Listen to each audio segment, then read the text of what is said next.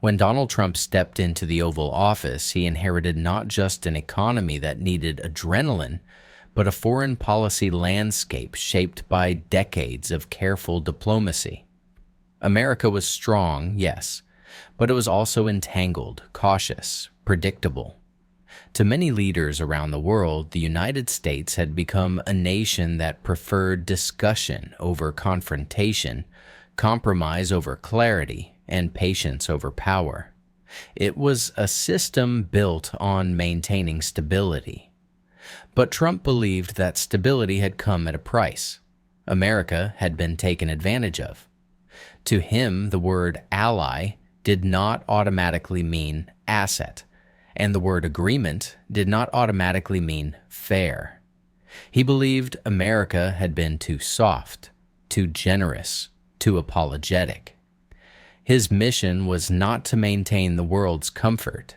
It was to reassert America's position as the dominant force on Earth. And so, almost immediately, a shockwave went around the globe. Trump's style was different from any president before him. He spoke bluntly, often brutally, and without the polished diplomatic filter that foreign leaders had grown accustomed to. Some were confused, some were alarmed, and some were quietly impressed. Because beneath the sharp edges, there was a clear message echoing through every meeting, every speech, every negotiation. The era of America being taken for granted is over. One of the first places this message landed was Europe. For decades, NATO had relied heavily on American funding and American military protection. The arrangement worked because the U.S. had always accepted the role of global protector. But Trump wanted to change that. He pointed out loudly that many NATO countries were not paying their fair share for their own defense. Previous presidents had mentioned this politely. Trump demanded results. At first, European leaders pushed back. There were heated discussions, uncomfortable summits, and dramatic headlines. But slowly, the numbers began to shift. Billions of dollars were added to NATO defense budgets. Countries that had long ignored their commitments finally increased military spending. Whether the world liked Trump's approach or not, the result spoke for itself. America was no longer carrying the burden alone, but Europe was only the opening act. Trump's real confrontation, one that had been building for decades, was with China. For years, American factories had closed while Chinese manufacturing surged. American companies complained about intellectual property theft, forced technology transfers, and unfair market practices. Presidents before Trump had chosen diplomacy, cooperation, or strategic patience. Trump chose something far more direct: economic warfare, tariffs, billions and billions of dollars of tariffs. This was not a small symbolic move. This was a declaration that America would no longer accept what Trump considered to be the biggest unbalanced trade relationship in modern history. Economists argued. Commentators panicked. China retaliated. Markets shook. But Trump did not back down. He doubled down. And here was the unexpected twist. China came to the negotiating table. For the first time, China agreed to terms addressing intellectual property, technology transfer, and agricultural purchases. Phase 1 of the U.S.-China trade agreement was signed. It wasn't perfect, and the battle was far from over, but the message was unmistakable. America had forced a global superpower to change course. But Trump's foreign policy was not only about confrontations, it was also about recalibrations. He reworked America's largest trade agreement, NAFTA, turning it into the USMCA, modernized, rebalanced, and more favorable to American workers and farmers. Critics said it was unnecessary. Supporters said it was long overdue. But nobody denied it was a significant shift in how America negotiated economic partnerships. In Asia, Trump stood firm with allies like Japan and South Korea, pushing them to contribute more to their own defense and strengthening strategic cooperation.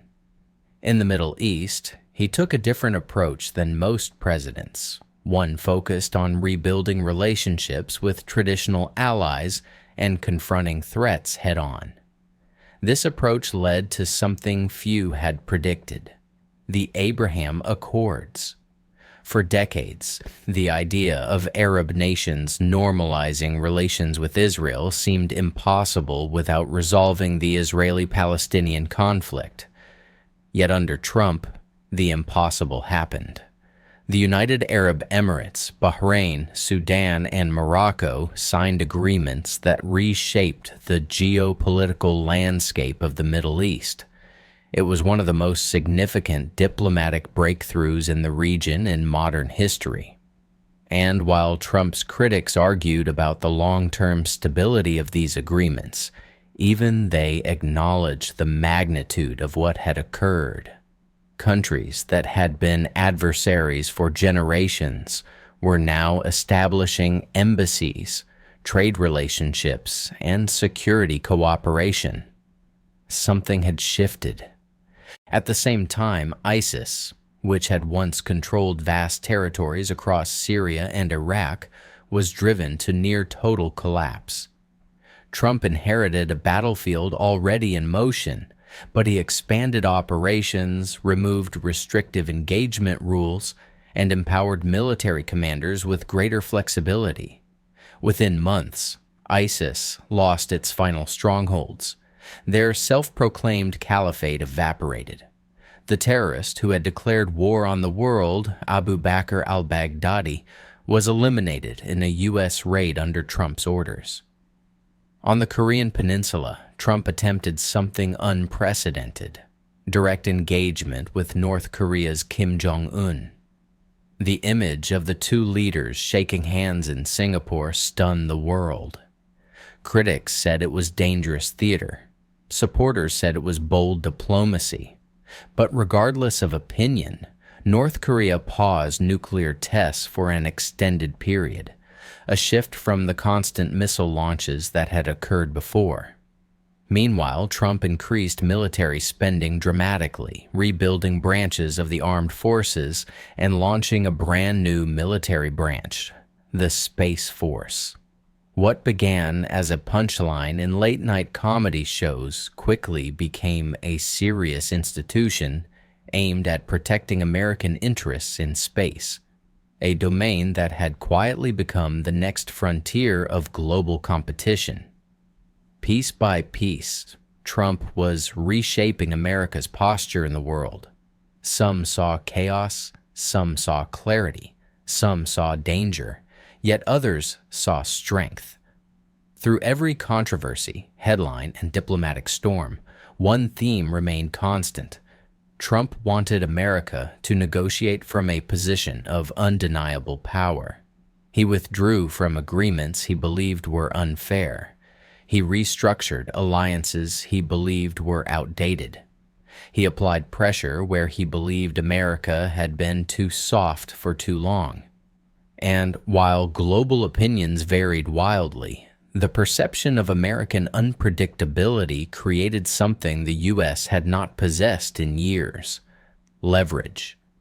Countries that had once assumed America would act cautiously now hesitated.